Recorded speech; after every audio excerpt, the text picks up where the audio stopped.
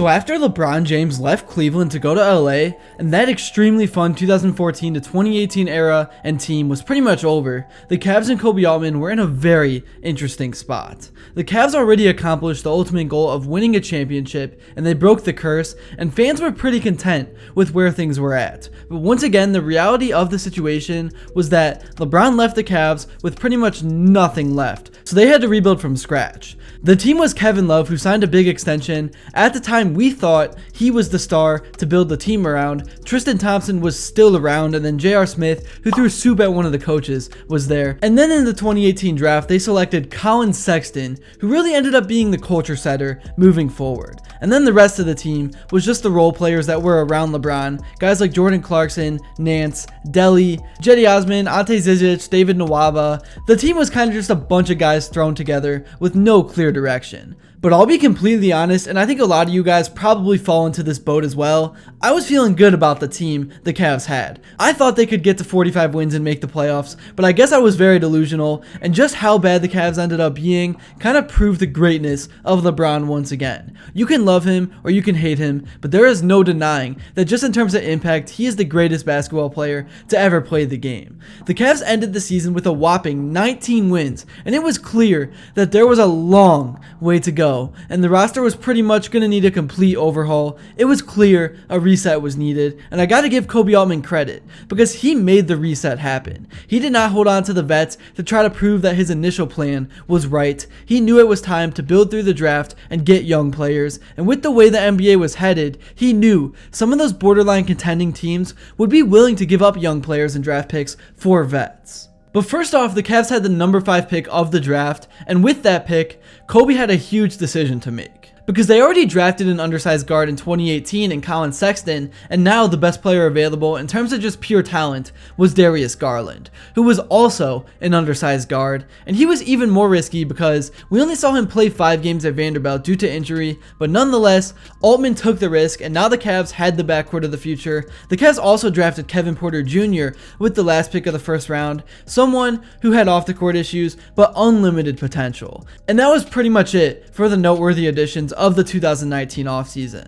And then for the actual season, the Cavs did improve a little bit, but they still had major problems. They once again finished with 19 wins, but the season got cut short due to the crazy bizarre pandemic shutdown. So overall, the Cavs were on pace to win more than 19 games, so they showed improvement, which is exactly what you want to see during a rebuild. But they still did not really have a clear direction, they didn't have an identity, but everything changed when the NBA resumed play after the bubble. The Cavs drafted Isaac Okoro, a defensive wing from Auburn. They traded for Andre Drummond mid-season, a move I was so hyped up about at the time, but ultimately a move that made no sense. But then, at the end of the season, in the biggest trade of the NBA that year, the Nets brought in James Harden, and they had to let go of Jarrett Allen, and nobody wanted to take him. So for just a first-round pick, Kobe Altman was able to get Jarrett Allen, a guy who would become a core piece of the team.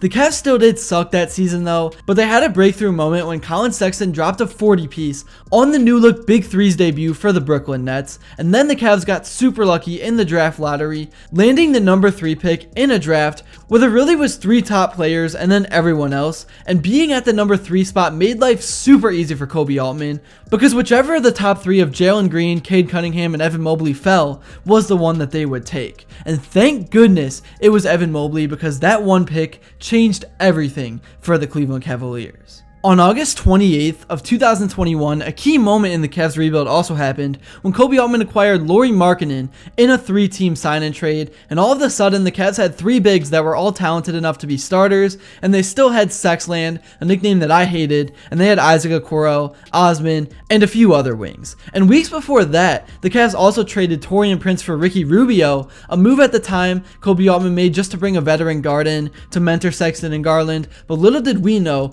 Rubio was going to be one of the key factors on the court for the bench. You can argue he was one of the main reasons the Cavs started to turn things around. He made all the gears turn. Going into the 2021 and 22 season, the expectations were still pretty low, but this was the first time in 4 years that Cavs fans had a team with promise and potential to be excited about. And things got off to a fast start, and the Cavs were the feel-good story of the NBA. It was kind of an odd team with how they had 3 7-footers in the starting lineup, but things just worked and things were clicking. The Cavs even got up to as high as the 2 and 3 seed mid-season, but Colin Sexton was out for the season very early on. He went down against the Knicks, so really it was just Darius Garland and Ricky Rubio running the backcourt. And in an away game against the New Orleans Pelicans, with Rubio having the game of the year on his way to a triple-double, he drove in, leaned back, and lost his footing, and in just 1 second, everything changed. Ricky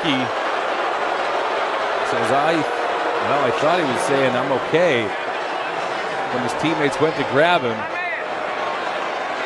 John Michaels and Austin Carr didn't want to believe it. Austin Carr was in pure denial, saying he was just trying to catch his breath, but Rubio laid there on the ground, holding his knee, and that was that. And now it was just Darius Garland in the backcourt, and the Cavs season just completely changed. They fell all the way down to the play-in tournament, they lost to the Nets, and then they had one last chance against the Atlanta Hawks at home to get that 8th seed, and I was at that game. It was insane. It was electric, and it just felt like the Cavs would win. They got up by double digits early, Jarrett Allen returned from his injury, all was well. But Trae Young came back from double-digit deficit and broke the hearts of everyone in that building. But it ended up turning out to be for the best, because the Cavs got to hold on to their first-round pick that they ended up using as part of the biggest trade in franchise history. At least in my opinion. You can argue the Kevin Love one was, I think that this one was, and I still remember waking up from a nap with the notification and I couldn't believe it. I don't think anyone could. The Cavs traded Colin Sexton, Lauri Markkanen, and a bunch of firsts for Donovan Mitchell. And now all of a sudden the Cavs had a core 4, the starting lineup was complete, and in just the span of 4 years, the Cavs went from this starting lineup to this.